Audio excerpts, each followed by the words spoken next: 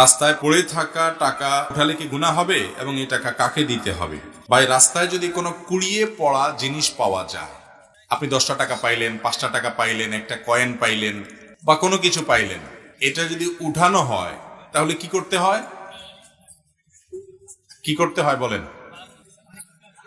আমাদের দেশে অনেকে বলেন যে রাস্তা থেকে কোনো কিছু কুড়ানো, হারানো কোনো জিনিস যদি আপনি উঠান, কারোর হারানো, কারোর পড়ে গেছে, আপনি উঠাইছেন, তাহলে যেটা উঠাইছেন ওটা ডবল দিতে হবে। এরকম একটা মাসালা আপনারা শুনছেন না শুনেন নাই? এই মাসালাটা কেউ একজন বানাইছে যাতে করে কেউ ভয়ে আর কারোর টাকা পয়সা না তোলে। নেক উদ্দেশ্যে কিছু জাল হাদিস তৈরি হয়েছে, তার মধ্যে এটা একটা। অথচ কোরআন হাদিসে কোথাও কথা বলা হয় নাই। তা আপনি এক কাঠি আগ বাড়িয়ে কেন এরকম নিজের মন গড়া মাসআলা বলবেন? এটা জায়েজ নাই, গুনাহের কথা। এ ধরনের কথা বলা যাবে না।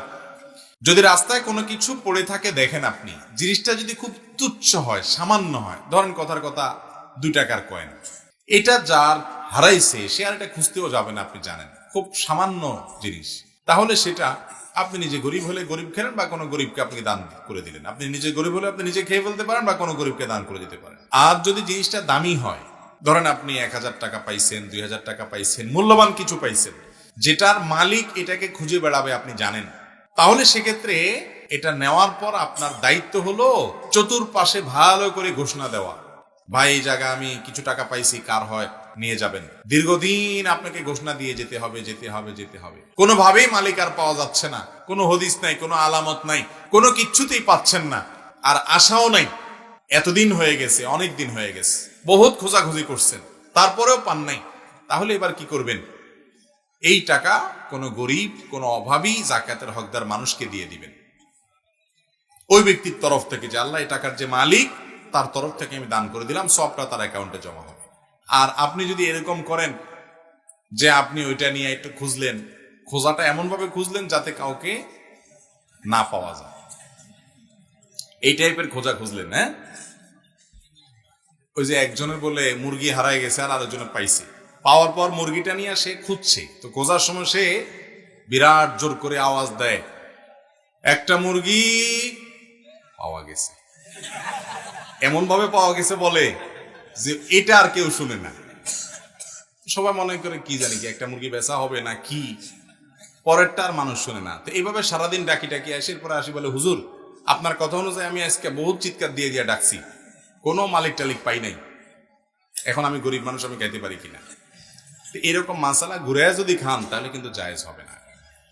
আপনি যদি কোনো কিছু তুলেন, কুড়ানো জিনিস, তাহলে আপনার দায়িত্ব হবে সেটা কি করা, ঘোষণা দিয়ে। ফর এক্সাম্পল, আপনি একটা বাজারে পেয়েছেন, তাহলে বাজারে ওই দোকানের আশেপাশের দোকানগুলোতে আপনি কাগজ টাঙ্গায় দিলেন, নোটিশ লিখে দিলেন, দোকানদারদের মাধ্যমে ঘোষণা দিলেন, বিভিন্নভাবে ঘোষণা দিলেন। আবার ওই মসজিদে যায় ঘোষণা দিতে যায় না, ওইটা আবার না জায়েজ। এরপরেও যদি না পাওয়া যায় তাহলে সেক্ষেত্রে কোনো গরিব মানুষকে দান করে দিবেন। আপনি নিজে খুব অভাবী গরিব মানুষ হলে আপনি নিতে পারেন, খেতে পারেন, যদি মালিক পাওয়ার আশা একদম না থাকে। তাহলে ভালো করে খুঁজতে হবে এবং দিতে হবে।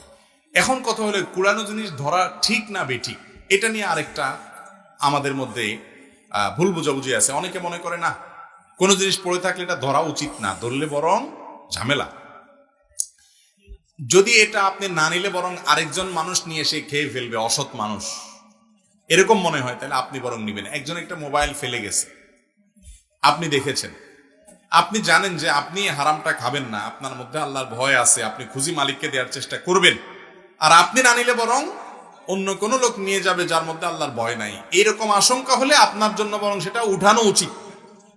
কথা কি বুঝতে পারছি? ওইটা বরং আপনি তুলে নিবেন, কারণ আপনি না নিলে ওইটা আরো নষ্ট হবে, তসরুফ হবে, সেজন্য আপনি তুলে নিবেন।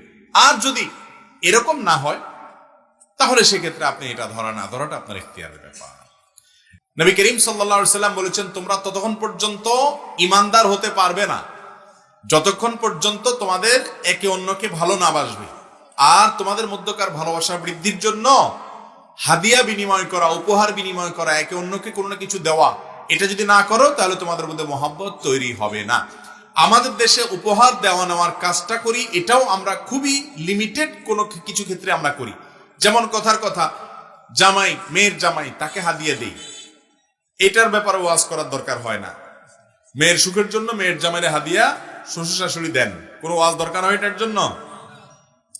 কিন্তু ধরেন এমন একজন ব্যক্তি যার সাথে আপনার কোনো স্বার্থের সম্পর্ক নেই, একটা সামান্য কিছু হাদিয়ে দিলেন, একটা আতর হাদিয়ে দিলেন, একটা মেসওয়াক হাদিয়ে দিলেন, একটা কলম হাদিয়ে দিলেন, সামান্য কিছু হাদিয়ে দিলেন, এই জিনিসগুলো আমাদের মধ্যে আছে এখন খুব একটা। যেখানে স্বার্থ আছে সেখানে হাদিয়া দিই, আর যেখানে স্বার্থ নাই সেখানে কোনো হাদিয়া দেওয়া হয় না। আপনার প্রতিবেশী, আপনার পরিচিত, আপনার আশেপাশে থাকেন, আপনার জানাশোনার মধ্যে আছে, আপনার এরিয়ার মধ্যে আছে, যে কোনো মানুষ, তাকে আপনি বড় হোক আর ছোট হোক কিছু একটা হাদিয়া দিবেন। এটা একটা বড় কাজ এবং ইবাদতের কাজ এবং সওয়াবের কাজ। এগুলো আমি দেখি না আমাদের দেশে। সৌদি আরবে আমি দেখেছি যে এই ধরনের ছোট ছোট আমলগুলো করার জন্য, যেগুলোকে আমরা দেখতে ছোট মনে করছি, আল্লাহর কাছে সেগুলো হয়তো অনেক বড় হবে, এগুলো করার জন্য তারা মরিয়া থাকে। মহিলাদেরকে দেখা যায় যে কোনো পাবলিক প্রোগ্রামে গেলে, এমনকি পুরুষদেরকেও আমি দেখেছি অনেক, যে তারা ধরেন ওয়াজ মাহফিলে আসছে, পকেটে চকলেট কতগুলো নিয়ে আসছে। আমরা তো শুধু ওই নিজের বাচ্চার জন্য বাজার থেকে কিনে নিতে জানি, এই স্বার্থ ছাড়া আর কিছু আমরা জানি না। আমি বহু দেখেছি যে অনেক পুরুষ পকেটে আপনার চকলেট নিয়ে আসছেন, কোন একটা পাবলিক প্রোগ্রামে আসছেন, মাহফিলে আসছেন, ধরেন কথার কথা, কেন নিয়ে আসছেন?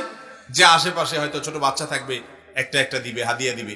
এখন আমাদের দেশে তো আরেক মুসিবত, আরেকজনের বাচ্চারা চকলেট দিতে গেলে মাইর খাওয়ার ভয় আছে, বলবে কি পড়ে দিছো না কি ভঙ্গাই দিছো, আবার কোন বিপদ হয়।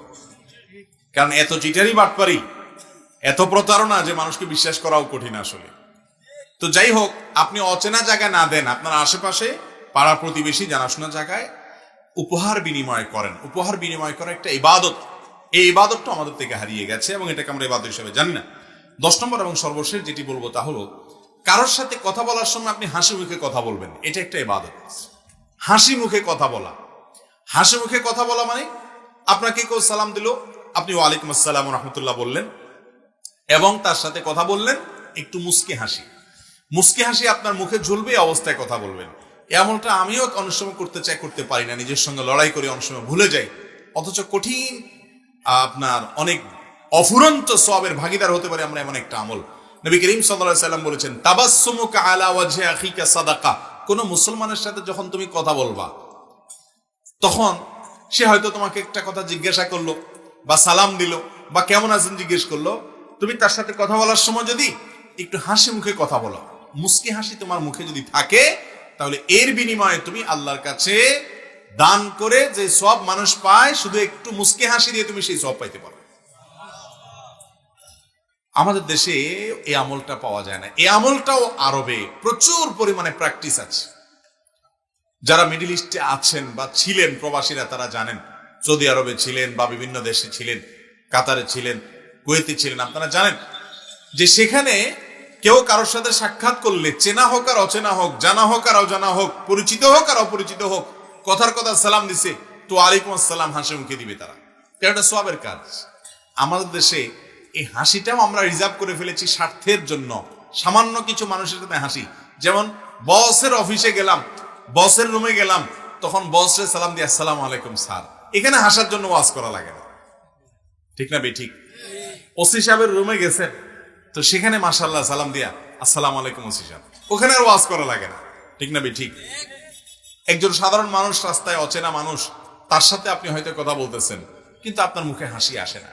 ভাইরা আমার, বিনা কষ্টে সওয়াব পাওয়া যেতে পারে, ইবাদত হতে পারে, এমন একটা ভালো কাজ হলো মানুষের সাথে হাসি মুখে কথা বলা। আমাদের দেশে এখন হাসি মুখে কথা বলাটা এই পরিমাণ হারিয়ে গেছে, মানে এই ম্যানার্স, এই ভদ্রতা শুধু সৌদি আরবে কেন, মিডল ইস্ট কেন, অমুসলিম কান্ট্রিগুলোতে পর্যন্ত, কাফের মুলুকগুলোতে পর্যন্ত, ভিন্ন ধর্মাবলম্বী মানুষদের দেশে পর্যন্ত, তারা মুসলমান না কিন্তু তাদের মধ্যে এই ম্যানার্স আছে। এটা আমাদের সম্পদ ছিল, তাদের মধ্যে আছে, আমরা হারিয়ে ফেলেছি। সেটা কি? সেটা হলো কথা বলার সময় হাসি মুখে কথা বলা, ঠিক না বে ঠিক? তাদেরকে দেখবেন, ফরেনারদেরকে দেখবেন যে কত ম্যানার্স, কত ভদ্রতা, কত আন্তরিকতা মানুষের সাথে। এই কাজগুলোকে আমরা সওয়াবের কাজ মনে করি না, অথচ এটা সওয়াবের কাজ। আজ থেকে আপনি যদি নিয়ত করেন যে আমি যতজনের সাথে কথা বলবো চেষ্টা করবো একটু হাসি মুখে কথা বলার, কথা বলার সময় আমার মুখের মধ্যে এক চিলতে হাসি ঝুলে থাকে, যেন একটু যেন হাসতে হাসতে অন্তত মুস্কে, আবার হাসি মানে একেবারে আপনারা হা হা করে হাসতে বলিনি,